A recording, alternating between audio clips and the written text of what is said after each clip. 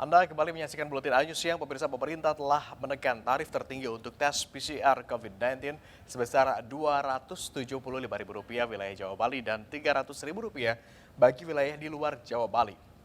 Namun sejumlah pihak kini justru mulai khawatir terjadi penurunan kualitas layanan dan hasil tes. Oleh karenanya, Sekjen Gabungan Perusahaan Alat Kesehatan dan Laboratorium menyarankan pemerintah membuat beberapa layanan harga swab tes bervariasi. Sejak 27 Oktober lalu, pemerintah secara resmi menurunkan tarif layanan tes PCR COVID-19 sebesar Rp275.000 untuk wilayah Jawa Bali dan Rp300.000 untuk wilayah di luar Jawa Bali. Kebijakan ini disambut baik oleh sejumlah pihak yang menilai tarif tersebut bisa meringankan beban ekonomi warga dalam kepentingan tertentu. Namun ternyata tidak sedikit juga yang mulai khawatir jika tarif ditekan sedemikian drastis akan berakibat pada menurunnya kualitas layanan dan hasil tes.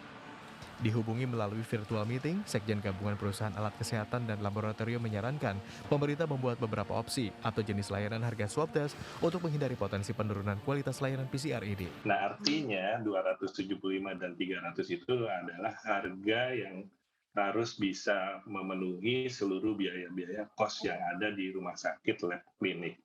Nah, dalam konteks pelayanan tes PCR itu artinya harga itu ongkos-ongkos itu adalah termasuk ongkos harga reagennya, swab stick-nya, colokan hidungnya itu ya, terus tenaga medisnya itu kan pakai APD, masker, penutup kepala, sarung tangan, lalu ada petugas lagi di dalam. Nah, itu harus ada biaya gaji tenaga kesehatannya, petugas labnya, dokternya yang melakukan analisa, termasuk listrik, air, administrasi, dan sebagainya, dan sebagainya. Itu semua.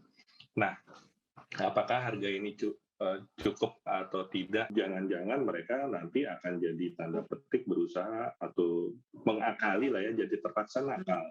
Kalau yang 495 1 kali 24 jam, kalau yang same day mungkin 600, kalau 2 jam 1 juta, tetap ada terpaksa itu karena ya memang nggak bisa. Barangkali ya nggak bisa dipenuhi kalau memang satu harga. Ya, di bidang medis, kebijakan penurunan tarif PCR tes COVID-19 ini dirasa cukup mendadak, padahal rumah sakit dan instansi medis lainnya memerlukan waktu untuk melakukan penyesuaian.